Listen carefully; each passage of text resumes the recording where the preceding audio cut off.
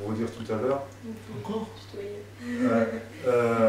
Que donc en Algérie, j'allais à l'école française et j'apprenais le Coran. Vous avez d'autres souvenirs de l'Algérie? Des souvenirs. Il y a 7 ans. Des souvenirs. Ouais, des souvenirs de, je sais pas, Voilà. d'un moment, d'un paysage, tout ce que vous voyez de votre fenêtre, dans votre chambre, de votre maison. Je cherche. Ouais, Si, quand j'étais enfant, donc on habitait dans genre une espèce de petit camp où il n'y avait que des harkis. Il n'y avait que des harkis. Il suffisait de traverser la rue et de l'autre côté, il y avait une caserne militaire. Donc il y avait une caserne militaire. Et donc, enfant, dès que j'avais un moment, j'allais m'amuser dans la caserne, hein, où papa était. En fait, c'était le camp de harkis qu'il y avait en dehors de la caserne. Voilà. Les harkis qui étaient dans la caserne. Non, il y avait vraiment un petit camp où il n'y avait que des harkis. Oui, mais c'était Voilà. les harkis de la caserne. De la caserne. Il suffisait de traverser la rue. C'est ça qu'on appelle les sas. Non, Non, spécialement. c'est quoi les sas? Donc je traversais la rue et de l'autre côté il y avait la caserne où était papa. Et donc là il y avait tout, il y avait des Européens, des appelés, machin, harkis, tout était mélangé. Et enfant, quand j'étais enfant, j'étais très gourmand. J'étais très gourmand. Et vers le coup de 13h, j'allais voir les cuistots, etc. Parce que j'étais connu. Mon papa travaillait là. Et donc j'avais droit à des gâteaux, j'avais droit à des bonbons, j'avais droit à des oranges, j'avais droit à des tas de trucs. Et même, une anecdote, je ne sais pas si je devrais le raconter. Non. Hein, parce que vous m'avez dit de raconter des petites histoires. Oui, oui, oui. C'est bien ce que vous avez dit. Et je me souviens, il y avait une grande bassine. Une bassine. Enfin, je ne sais pas, on peut appeler ça une bassine. Un chaudron, un grand Une espèce chaudron. de chaudron. Une bassine. Qui est 1,20 m de haut, je m'en souviens toujours. 1 mètre, voire 1,20 m de haut, sur 1 mètre de large. Donc un truc immense. Hein, et comme j'étais petit, hein, donc j'étais pas grand. Et je me suis basculé, et ça c'est des trucs véridiques. Donc, je me suis basculé comme ça, parce qu'au fond, il y avait des choux-fleurs. Et donc j'ai basculé pour essayer de m'en récupérer. J'ai plongé la tête dedans.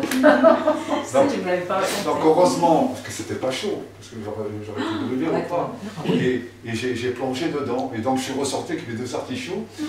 Avec les 2 artichauts. Et ça, c'est des trucs qui m'ont marqué. J'étais enfant et puis je les ai emmenés chez ma maman. Des histoires comme ça. Mais j'étais souvent, à 13h, j'étais souvent le...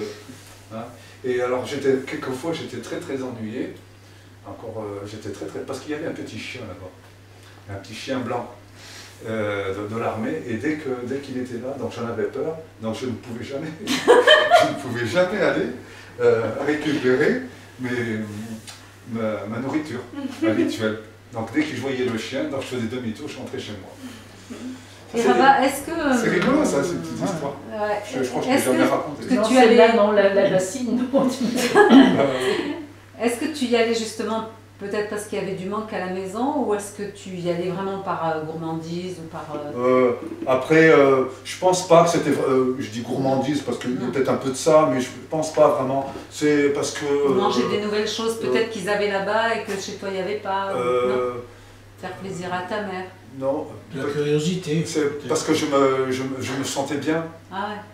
Je me sentais bien. Tu étais à l'aise, quoi. Ouais. Tu étais aussi le petit dernier des garçons Je de me la sens... famille. Et tu me disais, ce que tu me racontais, Robert, comme anecdote, c'est que tu étais le petit dernier des garçons. Ton papa, il t'avait acheté un petit costume, il t'amenait à la pâtisserie, manger des gâteaux et tout. Tu étais le petit gâté. Le petit préféré. Le dernier de la famille. Voilà, comme j'étais le dernier des garçons, surtout un c'est garçon. vrai que j'étais toujours très bien habillé. Toujours très bien habillé. Ouais, tu n'étais pas le petit mesquine de la famille. Non. Et tu étais aussi, même dans la caserne, côté parc, l'autre côté, tu en avais qui te donnaient un couple qui t'a écrit une affection, tu l'as pas raconté cette anecdote. Pour... Tu t'as donné la petite voiture. Ah oui, il y avait un couple de militaires qui m'appréciaient et qui, dès qu'ils pouvaient me voir, ils venaient me chercher, ils s'occupaient de moi, j'avais droit à des cadeaux, des petits avions, des tas de petits trucs comme ça. Voilà. C'était la petite mascotte. Voilà. Et comme on me voyait, on me donnait de l'argent aussi. T'avais une tête qui faisait pitié. C'était une véritable notoriété. Mais non. Tu l'as vu en photo? Non. C'était notable. Et j'étais toujours très très bien habillé. Je me souviens, j'avais des chaussures toujours. Je voulais porter que des chaussures pointues. Très bien, billet. Non. Ah, Je portais toujours des chaussures bien pointues, noires, etc. Je voulais que de ça. Voilà. Donc voilà. Purée. Mais l'histoire de l'artichaut, c'est. Artichaut, chou-fleur. Non, après, comme dit Fatia, est-ce que c'était pour ramener de la nourriture à mes parents? Parce que je mangeais à ma faim, attention, hein, je mangeais à ma faim. Non, on n'a pas manqué, nous, en fait, là-bas. Je mangeais à ma faim. faim. Parce que comme elles faisaient leur pain avec le blé, et qu'elles en avaient tout le temps, quand elles n'en avaient pas, les voisins en avaient, donc on n'a pas... Enfin, ce qu'on m'a raconté, moi je ne me rappelle pas, hein, j'ai aucun souvenir, mais mes sœurs m'ont dit, nous, on avait tout ce qu'il fallait quoi, pour manger. Tout se faisait manuellement, comme dans le temps à la campagne, il y avait des poulets, il y avait des œufs, il y avait... donc on mangeait que à base de blé, donc beaucoup de couscous, le boulgour, le couscous, les pains maison, donc on n'a pas manqué de nourriture. Moi je pense pas. Le couscous, il n'avait pas toujours du poulet, mais au départ, non, on n'avait peut-être pas forcément beaucoup de viande, mais mais c'était des éléments essentiels quoi. Et important comme nourriture, au contraire, très saine et... La base, c'était la semoule, la viande, le couscous, le couscous principalement, et les fruits. Voilà, avec un oignon, quelques carottes, deux patates, on faisait à manger, et c'était très bon en quantité. Moi, j'allais chez les harkis manger, on mangeait bien. Hein. Et quand on était arrivé dans les camps, c'était pareil. On n'a pas connu, nous, là. Il y en a qui parce que les mères savaient se débrouiller. Voilà, elles se débrouillaient. Et on allait au cinéma aussi, deux fois par semaine. Deux fois. En Algérie ? Oui, donc c'était le cinéma militaire. Hein. C'était dans la caserne. Parce que c'était dans la caserne. Il fallait prendre. Il fallait venir avec un tabouret, je me souviens. On avait un tabouret. Chacun ramenait son tabouret et on allait dans la caserne de l'armée. Donc j'allais 2 fois par semaine au cinéma. Ce que tu racontes là, je me rappelle de l'actualité. Papa, t'as une espèce de coq là, tu sais. Jean Mineur avec la faucille, pas au milieu. Et ça, je m'en souviens, c'est des tas de trucs qui reviennent, c'est voilà. Oui, c'est Jean Mineur, la publicité. Tu n'as pas dit que tu faisais partie du conservatoire quand même. Tu étais trompettiste. À qui? À notre ami. Actuellement, Ouais, mais là, je te signale qu'il y a un train à 16h15. C'est vrai? Non, 17h. 17h. Non, mais il est en Algérie, là, c'est bien, continue, là, continue. C'est son parcours, c'est vrai que ton parcours, il est quand même... Si je comprends bien, moi je parle pas. Atypique. Ben si, parle. Non, je plaisante, parce que moi j'en ai des tonnes aussi à dire sur notre vie là-bas. Parce que tu as pu remarquer peut-être que je m'énerve un peu vite. Oui, ça, on l'a vu. Mais parce que ça me prend tellement à cœur. Mais par contre, je voudrais que tu te mettes une chose dans la tête, que ce soit bien clair entre nous. Ce que j'ai dit tout à l'heure par rapport à l'apartheid, par rapport aux Américains, c'est loin de mon père, de ma famille, cette idée. Hein. Ça n'a jamais effleuré personne dans ma famille. Parce que nous, on était trop proches de musulmans. On dit les musulmans pour ne pas dire les arabes, disons les habitants d'Algérie en général, on était trop proches. Nous, on n'a vécu que la campagne au début des événements. Parce qu'on appelait ça les événements en Algérie, on ne disait pas la guerre. Le mot guerre a été employé en 1975 par le gouvernement français. Donc, dès le début, nous, on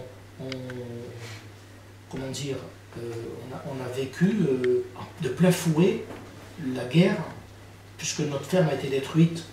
On s'est réfugié au village et qu'au village on a vécu la vie de gens qui subissent une guerre. Tu allais dormir à l'église, tes parents qui apprennent à tirer, ton père, pas ton père, parce que mon père a fait déjà la guerre 39, tout. ma mère qui apprend à tirer, des codes pour rentrer à la maison, on dort à l'église avec les musulmans, on recouvre les statues le soir pour que les musulmans puissent venir dormir avec nous, les patrouilles, après il y a l'armée qui vient, tu vois, une vie de guerre. Et après, mon père essayait de travailler sa propriété, mais il ne pouvait plus parce que ça devenait trop dangereux, et on se réfugiait en ville chez mon grand-père qui avait une menuiserie. Et puis là, mon père rentre dans l'armée à nouveau pour avoir une situation. Donc il est rentré aux unités territoriales, les UT en Algérie. Si tu préfères, là c'était les appelés de France, ils étaient rappelés des fois. T'as entendu? Les petits militaires qui partaient en Algérie, c'était des appelés. Il y avait des rappelés. Et donc en Algérie, les Européens d'Algérie étaient dans les unités territoriales, tu préfères, on les rappelait là. C'est-à-dire qu'ils faisaient des patrouilles, des gardes, etc.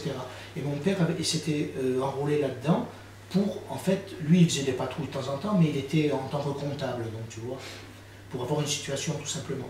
Ma mère était institutrice, et quand les unités territoriales ont été dissoutes en 1959, il est rentré dans cette fameuse SAS, section administrative spécialisée. C'était où il y avait des Morasni, où il y avait les fameux officiers képis bleus, qui ont été tués en très très grand nombre parce qu'ils apportaient le bien à la population musulmane dans les campagnes. Donc la cible privilégiée du FLN, c'était les képis bleus. Ils avaient un képi bleu avec le croissant et l'étoile d'Afrique du Nord, quoi. Et donc ceux-là, c'était la cible principale. Et donc moi j'ai vécu dans ce camp, on les appelle les harkis, mais en fait ça s'appelait des Morasni. Donc chaque camp avait la structure médico-sociale, de quoi donner à manger aux populations déplacées, etc. Et puis aussi, ils avaient une section donc, de Morasni, de combattants. Quand l'officier SAS se déplaçait, il était en protection, tu vois. Et en plus, il faisait quelques opérations avec l'armée. Donc c'est là que j'ai connu tous ces fameux Morasni. Et j'ai vécu à la mode arabe, entre guillemets, en étant à leur contact quotidiennement. Et moi, quand j'étais pas à la maison, ma mère disait « Où il est Guy ?» Ben, il est chez les Morasni. En fait, j'étais toujours chez le fils, chez Ali, chez Lagdar, chez Mohamed. Moi, j'étais en permanence avec eux. Et j'ai même essayé de partir en opération avec eux, en me cachant et tout ça dans leur camion. Et tout ça. Bon, ils m'ont viré. Hein.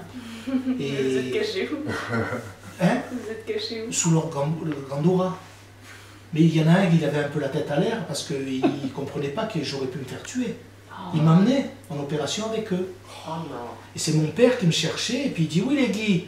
Alors le harki, au bout d'un moment, comme ils avaient, certains, ils le craignaient à mon père. Alors il disait « Oui, oui, bon, ça va, il est là, mais t'en fais pas, Mahalem, on ne voulait pas faire de mal. » Et donc, après les Arabes, donc les harkis, ils venaient voir mon père et puis ils lui demandaient à la fin, donc, qu'est-ce qu'ils allaient faire, quoi. Et mon père, il n'osait même pas leur répondre. Mon père savait qu'on allait les abandonner. On savait, nous, qu'on les abandonnait, les Européens. Les harkis aussi, hein, ils se doutaient, hein, tu vois. Mais ils ne pensaient pas être massacrés comme ça. Jamais ils auraient pensé être... Surtout parce que dans les 150 000 morts, il y a eu principalement des hommes, mais il y a eu quand même beaucoup de femmes et d'enfants. Et des vieillards. Certains vieillards, mettons, qui étaient porte-drapeau, on leur faisait avaler leurs médailles, tu vois, des trucs comme ça, quoi, tu vois, des petits supplices pas mal, quoi. Ou mettons, une infirmière, on l'a tuée parce qu'elle avait soigné dans les campagnes avec l'armée. Mais elle soignait des musulmans, elle ne soignait pas des harkis. Hein. Et donc on l'a tuée parce qu'elle avait soigné avec l'armée, alors qu'elle soignait des Arabes en général, quoi, des habitants d'Algérie. Et c'est quoi cette histoire d'église? J'ai pas bien compris. Eh bien en fait, nous dans notre village, au début des événements, il n'y avait presque pas d'armée en Algérie. Donc c'était les Européens qui se protégeaient eux-mêmes, et des musulmans. Parce que c'était pas une guerre, les Arabes contre les Français. C'est ça que les Français ne comprennent pas. C'était pas ça l'Algérie, c'était pas une guerre française contre Arabes. C'était certains mecs du FLN qui voulaient prendre le pouvoir pour la propriété, la preuve, l'approprier, la preuve. 57 ans après, c'est toujours les mêmes qui sont au pouvoir, le FLN. Aucune démocratie, absolument rien. Donc ces gens-là se sont imposés par la force. C'est pour ça que dès le début, on a eu tant de musulmans à nos côtés. Et donc, cette église, eh ben, c'était notre petit fort, quoi, notre casemate, quoi, notre petit sanctuaire. La nuit, on se réfugiait là-bas et les hommes faisaient des patrouilles. Tu vois? Les Européens et les musulmans. Et pourquoi? Parce qu'il y avait eu des attaques. Pour pas que les FLN nous attaquent et nous zigouillent. Parce que moi, figure-toi que quand notre ferme allait être détruite, un mois et quelques avant, ou 2 mois, toujours pareil, la plupart des Européens d'Algérie qui ont été sauvés, ça a été par des futurs Algériens. Et même par des membres du FLN. Souvent, très souvent. Donc mon père a su, avec des Arabes, que notre ferme a été attaquée. On s'est réfugié au village, et quand notre ferme a été attaquée, ils devaient la brûler. Et il y a eu une patrouille de l'armée d'automitrailleuses, et ils ont vu la patrouille, ils n'ont pas brûlé la ferme, ils ont commencé à la démolir. Ils ont ouvert les étables pour égorger les animaux, parce qu'il y avait la culture du massacre quand même. Hein. Ils égorgeaient les animaux, ils arrachaient les coups des poulets, tu vois, pour te dire. Hein. Et là, les animaux ont pu se sauver comme il y avait pleine lune. Et donc, ils ont gardé notre ouvrier, ils l'ont massacré à coups de fouet, ils l'ont laissé un cheval et une carriole, l'Aïfa, il s'appelait. Et ils lui ont dit, maintenant tu vas prévenir ton patron que pour vous les Français c'est fini.